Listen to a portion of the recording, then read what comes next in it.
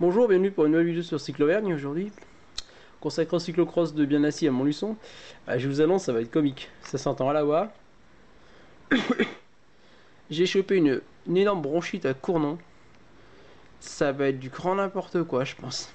Parce que là, j'ai passé une nuit de vendredi à jeudi totalement pourri. J'ai pas réussi à dormir. J'ai fait des grosses cannes de tout. Il a fallu que je me lève en urgence reprendre des médocs. Ouais, c'est vraiment... c'est les conséquences de Cournon, voilà. À Cournon, en fait, j'ai fait une connerie après course. J'avais discuté avec les copains, je me suis mal couvert. J'avais même oublié le dossard, du coup j'étais tellement pressé pour aller à l'AG du club que bon... Ouais, bah... On va dire que c'était beau. Franchement, là c'est beau. Putain, ça fait 3 jours que je dérouille. Mais demain je vais dérouiller, mais je vais dérouiller. Je vais dérouiller, je pense. Parce que là, c'est vraiment... Là, c'était... Là, c'est en plus, mercredi, j'ai crevé l'entraînement à cause d'un abruti. Je suis tombé sur un abruti qui m'a mis dans un nid de poule. Donc, j'ai éclaté. J'ai été obligé de réparer la chambre à air sur le bord de la route, sous la flotte. Donc, ouais, donc c'est bien, ouais. En gros, c'est là, franchement, ça va être beau. Je crois que là, Malintra, ça va être beau. Avec la crêpe, ça va être super. Ouais, donc, toi, on va faire ça. J'ai mis les vêtements de vélo au lavage parce que, le fait d'avoir roulé dans des conditions mixtes, et ben, ça fait que j'avais des trucs qui étaient quand même qui a besoin de lavage. Donc, ouais. Donc le sac, on le fera demain dans la voiture. Et vous voyez, on a fait une nouvelle petite acquisition à Lidl là, à 4 euros. Des petits sacs glaciaires, c'est impeccable. Franchement, je rentre encore plus de matos que dans la glacière. Je regardais dedans. Je rentre 3 grosses bouteilles dedans. Je vais en racheter pour les compètes cet été. On a mis les vêtements derrière pour après-course parce que je pense que je vais faire attention au son parce que ça s'entend la voix, comme je disais hier. Il y a la crève dans le bonhomme.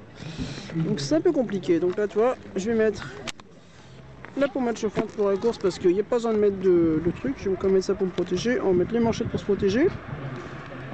Le futon, le slip et la graisse à traire. Et avec ça, il faut courir. Et ça aussi, bien sûr. Voilà. Parce que là, c'est vrai que ça perd de la vie. Pendant qu'il y avait plus qui était à vélo, t'allais un peu plus mieux et qui ont parti en pente. Cadet. On départ là-bas.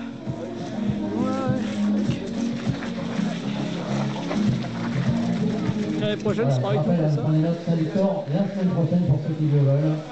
Ouais. Ce sera le départ à 10h30 pour les écoles de vélo. C'est pas mal, mais tu sens quand même que j'ai la crève quand même. C'est génial, j'ai la crève, c'est chiant. On retrouvera l'épreuve Rennes, celle des juniors et des seniors. Là, ça défile.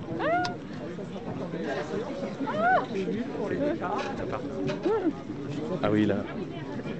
Qu'est-ce que tu disais, Jacques? Tu disais quoi, Jacques? Les premiers au nombre de 23 et les juniors juste derrière. Pour regarder comme tout le monde est concentré sur la ligne. Eh bien, de départ, prêt en découdre. Voilà, Martial Barbeza serre déjà les freins. Il va les lâcher très vite. Il va falloir que je me familiarise à son maillot, c'est tout. Beaucoup de sifflets, ça part. Allez, départ dans moins d'une demi-minute. Concentration maximale maintenant. L'explication qui va durer 50 minutes. C'est parti.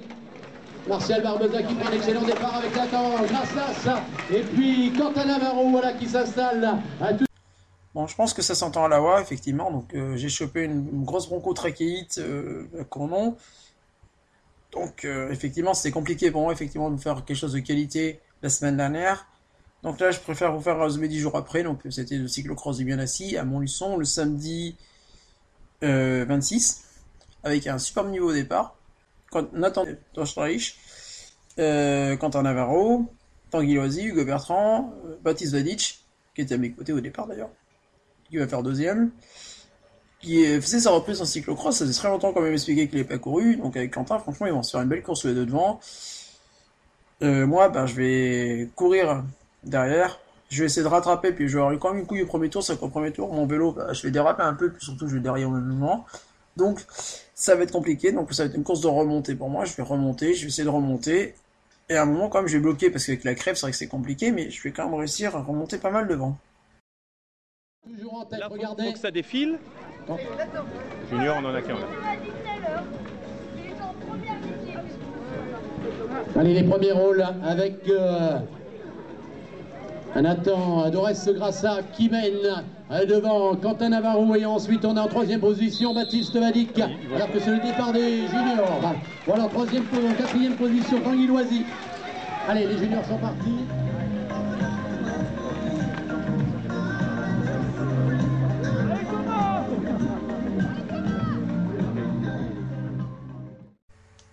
En fait, plus précisément, je vais réussir à remonter plusieurs concurrents sur le premier tour, tout de même.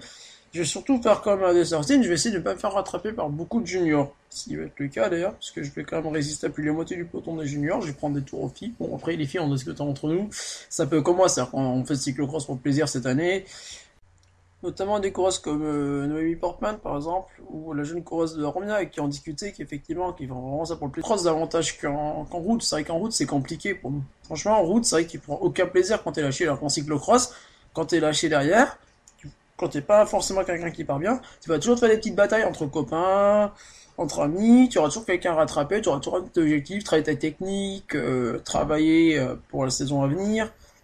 Bon, par exemple, ce coup-ci, ben, j'ai remonté Christophe, j'ai remonté Hervé, et là mon objectif c'était, je suis tombé sur Timo, donc mon but c'était de battre Timo, bon, Timo même pas trop sprint, mais bon, comme Timo est coéquipier avec moi cette année au CMV, donc dans mon second club, ben, Timo c'est notre jeune du club, je lui ai fait faire un peu de technique au passage, je lui ai donné quelques conseils comme ça pour qu'il s'améliore un peu, parce que c'est un coureur qui a du potentiel, en cyclocross je pense, très en technique, donc voilà, on s'est fait le petit baston entre nous, on a failli rattraper les gars devant nous. Bon, moi après à un moment j'ai dérapé, donc c'est ce qui m'a pénalisé, c'est qu'à un moment je redérape, donc il faut que je rattrape, et c'est là ce qui va me coûter à la fin, c'est ce qui va me manquer vraiment à la fin, parce que bon, en technique pure j'arrive à rentrer, par contre en physique j'y arrive pas, donc c'est ce qui va me manquer, puisqu'on va se battre pour la 20e place, et au final je vais faire 20e de la course.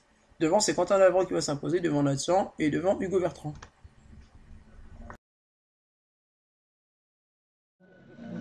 Je disais la qualité là aujourd'hui avec les coureurs qui se sont portés. Voilà donc pour la formation de Vendée, voilà les deux coureurs de tête.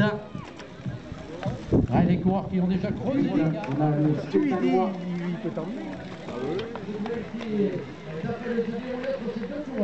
Voilà, nous attendons la 5e position maintenant. 7 coureurs sont passés devant nous. Allez, résumé, tiens. T'as vu? Eh ben. Franchement, bien assis, j'aime bien, toi, il y a 10 ans, il y a 9 ans, pour le championnat 2013-2014, j'avais fait une 19e place ici. Sur à peu près 40 pages, j'ai fait une super course. C'est une première belle course en cyclocross. J'ai fait, après un certain nombre d'années, j'ai fait vraiment de la merde. Ouais, alors là, aujourd'hui, finalement, c'était pas de la merde. Pour voir que j'essaie de faire attention quand je parle parce que j'ai une grosse crève. J'ai une bonne crève carabinier, là, bien, qui me prend bien, là, depuis une semaine, puis comment ça me prend bien la tronche. Ça fait vraiment du bien, ça m'éclate bien la gueule. Donc franchement, je m'attendais au pire. Je m'attendais à être complètement à la ramasse sur le cyclocross. Et ben finalement, j'ai pas été si à la ramasse que ça. J'ai fait ce qu'il fallait faire. Donc comme j'ai l'organisateur, la semaine prochaine, je vais aller faire le cyclocross qui remplace Quinssaines. Je vais aller faire Saint-Victor en UFOLEP parce que je vais courir pour en UFOLEP. Il est pas mal, si c'est un peu pareil, c'est pas mal. Là, c'est un cyclocross qui est assez intéressant, ils l'ont bien amélioré. C'est-à-dire qu'il y a encore un peu plus, il a moins tourbillon que la dernière fois, il est plus dévers.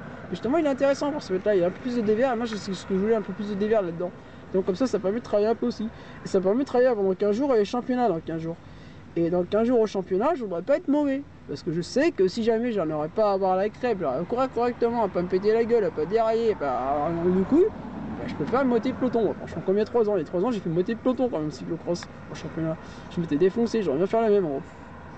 Ouais, donc après, ouais, franchement, donc aujourd'hui, je m'attendais vraiment pire. En plus, après, par contre, j'ai fait un échauffement aujourd'hui, par rapport aux autres, j'ai fait un vrai échauffement. J'ai fait 16 bornes d'échauffement avant la course. Je voulais faire un vrai échauffement, donc je me suis monté la bosse de Quinssaines à bloc et après je suis redescendu sur Domura, une partie du circuit du Cros qui se court au mois de mars, et je suis rentré sur mon leçon comme ça. J'ai fait un bon petit échauffement, j'ai fait quelques sprints. Le départ était on va dire poussif, un peu moins mauvais que d'habitude d'ailleurs. Après par contre au premier tour ce qui me fait chier c'est que j'ai déraillé. J'ai déraillé 2 fois. Encore. Je pense que la chaîne est trop longue et je pense vraiment que la chaîne est vraiment trop longue. Donc je vais raccourcir ma chaîne. Je vais essayer de raccourcir ma chaîne dans la semaine là. Tout petit peu, pas beaucoup, mais tout petit peu. Ou changer la chaîne, je sais pas, mais que ça accroche mieux. Ça accroche un petit peu mieux. Et je pense que ça va résoudre le problème. parce que bon, c'est un peu dommage, voilà, je me battais avec mon copain Eric Mas, qui est quand même un ancien très bon coureur, notamment en junior, en cyclocross. Donc il y avait quand même de quoi faire. Et je pense que si je déraille pas, je peux être moitié de peloton à peu près. Parce que en fait, je me rends compte que les mecs derrière le peloton, moi, le fait d'avoir beaucoup travaillé la technique l'année dernière, il y a 2 ans avec mon petit frère Arnaud et l'année dernière tout seul, et ben j'ai gagné en technique, j'ai vraiment gagné. Donc moi qui suis quelqu'un qui déteste la technique, qui aime pas forcément la technique, qui aime pas forcément faire de trucs rébarbatifs, enchaîner des tours de piqué, aller se casser de la gueule dans les racines en VTT, et ben ça te rend compte que ça te sert quand même vraiment, et y compris sur route ça te sert. Et comme expliqué, là, tout à l'heure, j'ai discuté avec la petite Noémie, et c'est vrai que c'est ça. Tu prends plus de plaisir en cyclocross qu'en route. Quand t'es largué en cyclocross, bah, t'as toujours quelqu'un à t'accrocher. Sur route, quand t'es largué, t'es largué. Comme on disait, quand tu fais 80 bornes dans l'auteur balai, c'est vachement cool, franchement.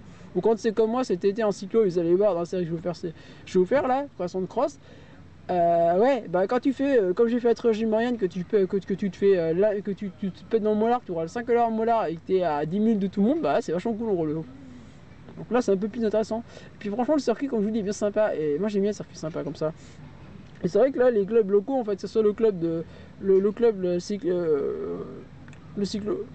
du Buisson, donc de Jean-Philippe, là ici le club de Monsieur Sistou, donc le TCM, et l'autre club, le club de mon copain Quentin Boiteux, donc MG Vélo, ou que ce soit le club de, comment c'est déjà, le club d'Horizon, bah ils font toujours des courses sympas par ici, franchement, que ce soit en VTT, les Réaux, ou que ce soit comment c'est déjà, ou que ce soit ici le cyclocross, t'as jamais des tracés, c'est toujours des tracés où t'as quand même du dévers, t'as de la montée, ça punch un peu, c'est intéressant, toi, c'est pas la semaine dernière, c'est pas de truc rébarbatif, tout plat, tout chiant, ou qui te fait vraiment chier, que tu te casses les couilles dessus, là, tu te fais toujours plaisir dessus.